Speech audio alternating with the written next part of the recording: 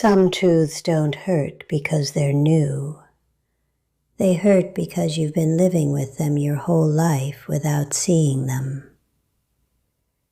And sometimes it takes losing something completely to realize it was never really there. My husband died at 78, and I cried for days, not quietly, not in a way people could ignore. I cried in front of people. I cried alone. I cried in the kitchen, in the bedroom, even sitting at the edge of the bed where he used to sleep. Everyone said the same thing. She loved him so much. She's heartbroken. 50 years of marriage. How could she not be? And I didn't correct them, because explaining the truth would have been harder than carrying the misunderstanding. My name is Margaret. I'm 86 years old, and what I'm about to say is something I didn't fully understand myself until after he was gone. I didn't cry because I missed him. I cried because I realized I had spent my entire life inside a marriage where love was never really there. And once that realization comes to you, it doesn't arrive gently. It arrives all at once, like something breaking open inside you. We got married in 1959. I was 19 years old, he was 24. And at that age, you don't always understand the difference between a good man and the right man. He was stable, responsible, well-spoken, the kind of man your parents approve of before you even have the chance to question your own feelings. My mother liked him immediately. He'll take care of you, she said. And back then, that sounded like enough.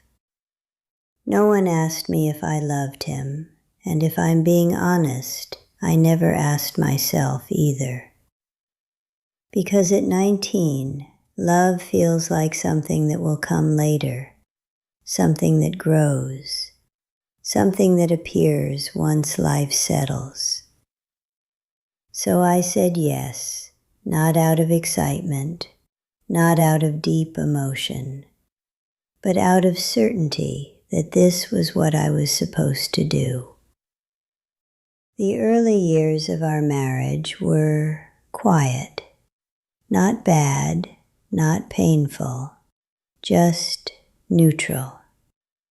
We didn't fight much, we didn't argue, we didn't hurt each other, but we also didn't connect.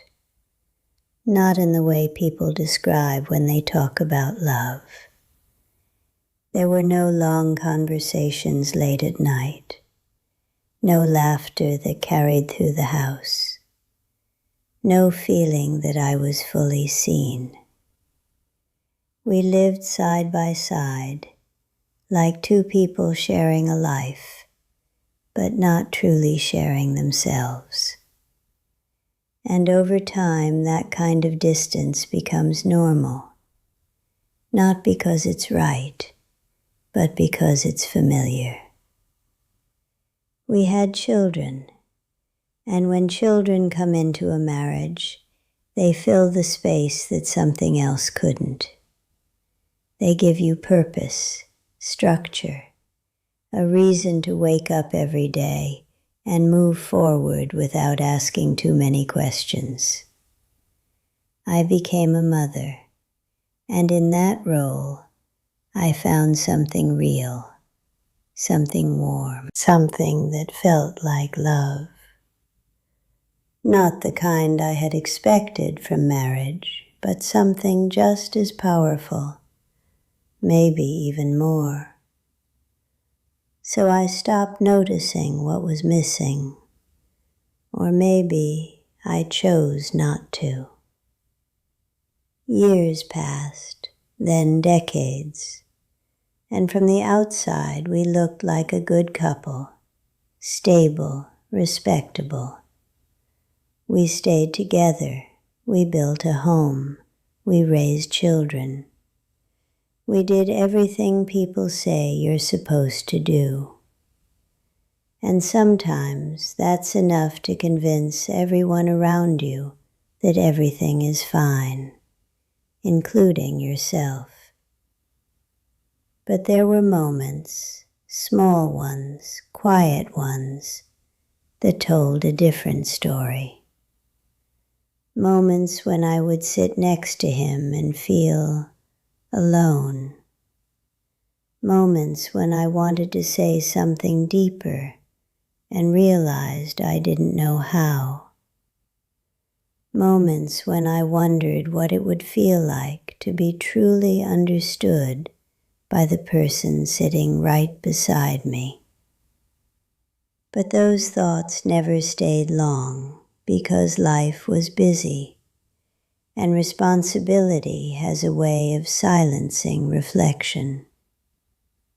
He was not a bad man. I want to be clear about that. He provided. He showed up. He did what he believed a husband was supposed to do. But love, real love, is more than presence. It's more than duty. It's more than staying. And that's the part we never had. In our later years, the silence between us became more noticeable. Not because it grew louder, but because everything else became quieter. The children moved out, the house slowed down, and suddenly there was nothing left to distract us from what had always been there. Two people sitting in the same space, living separate emotional lives. When he got sick, everything shifted again. Not emotionally, but practically. There were doctors, medications, routines, and I took care of him, not because I felt deep love, but because it was what I had always done. I cared, I stayed, I fulfilled my role. And in those moments, I realized something that unsettled me more than anything else. I knew exactly what to do, but I didn't feel what I thought I was supposed to feel. The day he passed was quiet. There was no dramatic moment, no final words, just a slow, steady ending. And when it was over, I sat there, looking at him, waiting for something inside me to break, waiting for the grief people talk about, the kind that feels like you've lost a part of yourself. But it didn't come, not in that moment. The crying came later, and when it did, it confused me, because I didn't understand where it was coming from. If I didn't miss him, then why was I crying? If I didn't feel that deep loss, then what was this pain? It took me days to understand. And when I finally did, it changed the way I saw my entire life. I wasn't crying because I had lost him. I was crying because I had lost something else, something I never even had. A lifetime of love that never existed, a connection that never formed, a relationship that looked complete from the outside, but was always missing something at its core. And that realization, that's what broke me. Not his absence, but the truth. I thought about all the years, all the moments, all the times I told myself, this is enough. And I asked myself a question I had avoided my entire life. What if it wasn't? But by then, there was no one left to ask, no conversation to have, no truth to uncover, only understanding. And sometimes understanding comes too late to change anything. I don't regret my life, that's important to say. I had children, I had a home, I had stability. There are people who live without even that. But I do wonder what it would have felt like to be truly loved, not respected, not cared for, not depended on, loved, in a way that feels alive, in a way that makes you feel seen. Because once you realize the difference, you can't unsee it.